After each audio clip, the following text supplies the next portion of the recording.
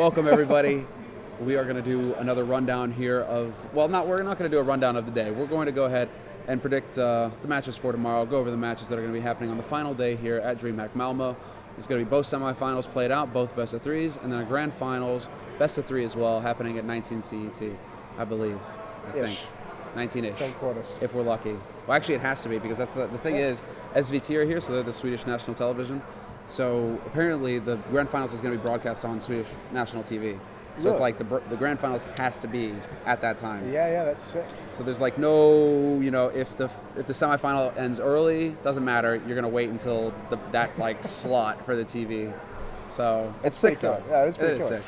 So it's like everybody gets this channel. So hopefully we'll have like a whole bunch of people tuning in Sweden that are just, going, what is this? There's terrorists on my TV now too. So, hi Moses. Welcome to Malmo. What do you think? Navi EnVy? Yeah, Navi EnVy. Like That's our gonna first, be the first semi, one. yeah. Dude, I mean, that's got to be Navi. I don't even think there's a world in which you can make a case that EnVy can win that one, really. I mean, I guess unless Kenny just goes nuts again, but like, do you really rely on EnVy being consistent against Navi? Guardian's here. Guardian looked good today. Those flicks. Guardian looked snappy today, man. He looked on point. So Yeah. and it's like if Guardian comes into it, it just seems like everybody else just starts to feel good. Edward seized, everybody kind of hitting their shots, everybody kind of like hitting that level on Navi's side. So Yanko is currently Rubbing his nipple. Yanko is rubbing Three buttons his nipple. down. 3 buttons down. Unbuttoned his shirt to do it too. Not even like the nice softcore way. Just this is the level of depravity that happens after 6 days at an event now, 5 days. 6 days of late nights, long days. Yeah, And I'm glad we didn't get that on camera. We wouldn't be able to put this on YouTube. So, but yeah, I think Navi's going to take that. Depending on the maps, I could see EnVy. I mean, obviously, I think they can challenge them on a couple maps. They might be able to take one, but I think that's pretty clear cut that EnVy's going to take, or Navi's going to take that one.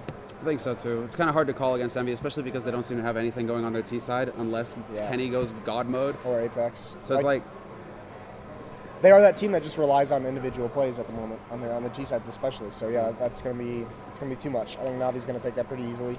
Yeah, against a team that has a system like Navi do, if you have any kind of weakness in your T side, Navi are just gonna shred you. And then you've got Guardian here as well. It's not even like there's like this potential weak point of Stark standing in or anything like that. Yeah. It's just like it's the full Navi roster.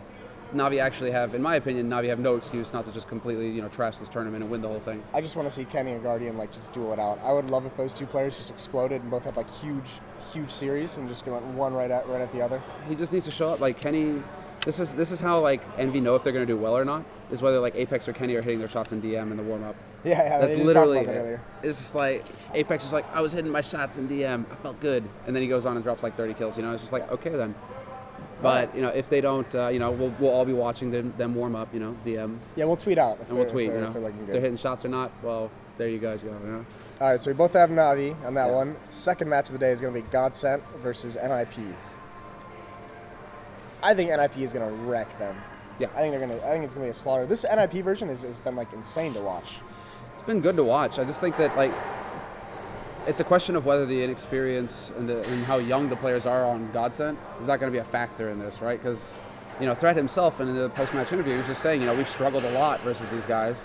We've had a lot of trouble with them in Prac and all that sort of stuff. So, but of course, obviously, Prac, one environment, stage, a different environment, except that at least today, Godsent, Lekro, Pauf with the clutches. I mean, it seemed like, Twist, Schneider, everybody's having their moments on the stage. It doesn't seem like the stage is really affecting these guys too much. Yeah, and also the calming leadership of Pronax has been really cool to watch in that team. It's sick seeing him back on the stage.